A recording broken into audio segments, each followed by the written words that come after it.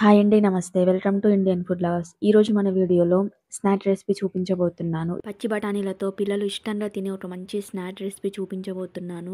Next time మీరు పచ్చి బఠానీలు తెచ్చుకున్నారు అంటే ఖచ్చితంగా ఈ స్నాక్ రెసిపీ చేసుకొని తింటారు. అంత బాగుంటుంది. ఇవి చేయడానికి ఎక్కువ టైం కూడా పట్టదు. చాలా ఈజీ. ఇంట్లో ఉన్న వాటితోనే చూపించబోతున్నాను. అంతకన్నా ముందు కొత్తగా వీడియో చూసే వాళ్ళు ఎవరైనా ఉంటే దయచేసి ఛానల్ని సబ్స్క్రైబ్ చేసుకోండి. ఇంకా లేట్ చేయకుండా రెసిపీ స్టార్ట్ చేసేద్దాం.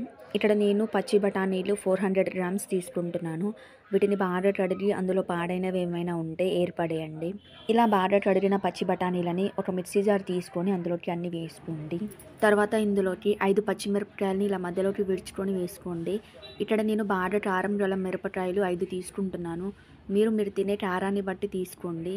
తర్వాత మూత పెట్టేసి గ్రైండ్ చేసుకోండి. మీరు కావాలి అంటే ఇందులోకి వాటర్ కూడా యాడ్ చేసుకోవచ్చు. మరి మెత్తగా కాకుండా కొద్దిగా పలుకుండేలా చూసుకోండి.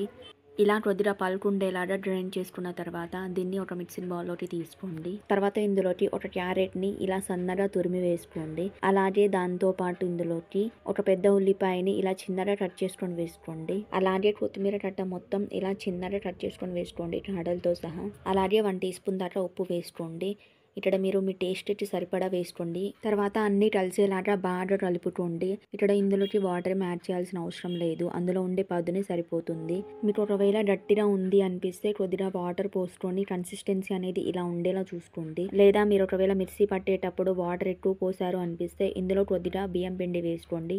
కన్సిస్టెన్సీ అనేది వీడియోలో చూపించే విధంగా ఉండలాగా వస్తే సరిపోతుంది. మరి ఎక్కువ లూజ్గా కలుపుకోకండి. వాటర్ ఎక్కువగా పోసి లూజ్గా కలుపుకున్నారంటే మనం ఆయిల్లో ఫ్రై చేసేటప్పుడు మొత్తం పిండి అంతా విడిపోతుంది.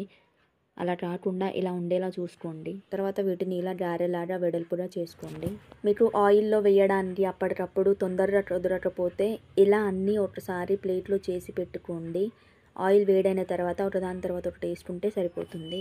ఇలా అన్నీ ఒకసారి చేసి పెట్టుకున్నారంటే ఈజీగా ఉంటుంది ఫ్రై చేసుకోవడానికి. తర్వాత స్టవ్ ఆన్ చేసి కడాయి పెట్టుకొని డీప్ ఫ్రైకి సరిపడా ఆయిల్ పోసుకొని హై ఫ్లేమ్ మీద బాగా వేడి చేసుకోండి. ఆయిల్ బాగా హీట్ అయిన తర్వాత ఒకదాని తర్వాత ఒకటి వేసుకొని మంటని మీడియం ఫ్లేమ్కి టర్న్ చేసి ఫ్రై చేసుకోండి. ఇలా వీటిని రెండో వైపు కూడా టర్న్ చేసుకొని బాగా ఫ్రై చేసుకోండి. గోల్డెన్ కలర్ వచ్చేదాకా ఫ్రై చేసుకొని తీసి ప్లేట్లోకి పెట్టుకోండి. ఇలా అన్ని ప్లేట్లోకి తీసుకున్న తర్వాత మిగిలినవి కూడా ఫ్రై చేసుకోండి. అంతే అండి, స్నాక్ రెడీ అయిపోయింది. ఇలా ఒకసారి ట్రై చేసి చూడండి, మీకు ఖచ్చితంగా నచ్చుతుంది, నేను గ్యారంటీ. మీరు ఒకసారి ట్రై చేసి టేస్ట్ ఎలా వచ్చింది అనేది నాతో తప్పకుండా షేర్ చేసుకోండి. అలాగే ఈ వీడియో మీకు నచ్చితే లైక్ చేసి సపోర్ట్ చేయండి. దానితో పాటు మీ ఫ్రెండ్స్కి, ఫ్యామిలీ మెంబర్స్కి కూడా తప్పకుండా షేర్ చేయండి. ఈ వీడియో మొత్తం చూసినందుకు థ్యాంక్ యూ సో మచ్.